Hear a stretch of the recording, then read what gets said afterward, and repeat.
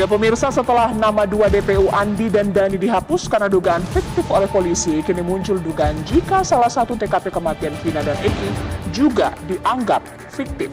Adanya perbedaan terkait TKP penemuan tubuh Vina dan Eki saat akan dievakuasi, Marwan menilai semakin bertambah deretan kejanggalan.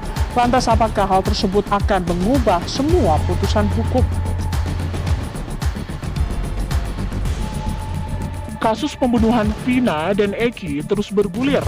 Bak benang kusut munculnya bukti dan kesaksian baru membuat pembunuhan kedua sejoli ini bak cerita detektif yang menunggu dipecahkan pada bab terakhir.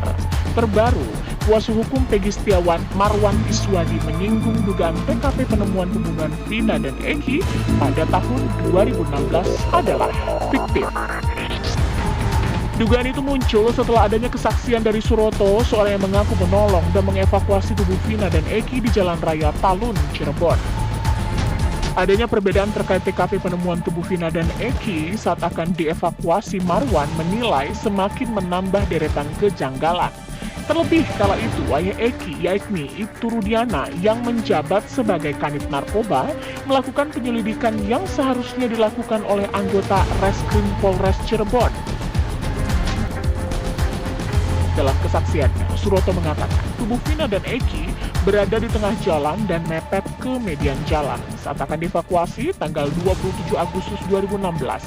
Sementara pihak kepolisian sebelumnya menyatakan tubuh Vina dan Eki pertama kali ditemukan di pinggir jalan flyover Talun tersebut. Suroto juga menyebutkan jika Eki sudah meninggal di TKP, sementara Vina masih hidup dan sempat meminta tolong kepada dirinya.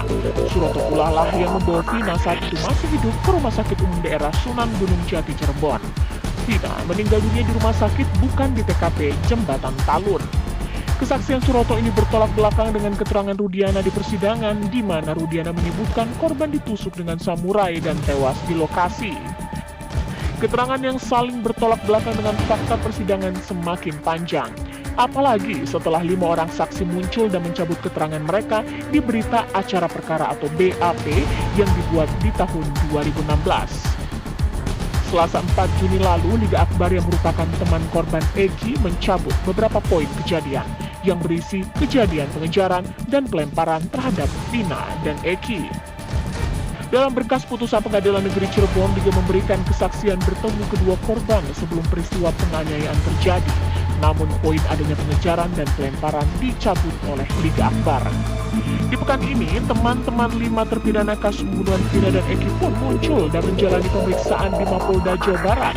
Mereka merupakan teman terpidana Eko Ramdhani, Jaya, Supriyanto, Eko Sandi, dan Hadi Saputra yang mengetahui keberadaan kelimanya saat malam pembunuhan Vina dan Eki. Keempat saksi ini adalah Okta, Ahmad Saipuddin, Pramudia, dan Teguh.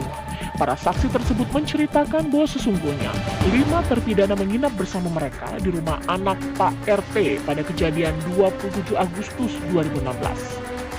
2 orang saksi yakni Pramudia dan Teguh mengaku merasa ketakutan akhirnya menuruti arahan penyidik untuk mengubah kebenaran. Namun kini keduanya mencabut semua keterangan mereka dalam laporan BAP yang dibuat tahun 2016.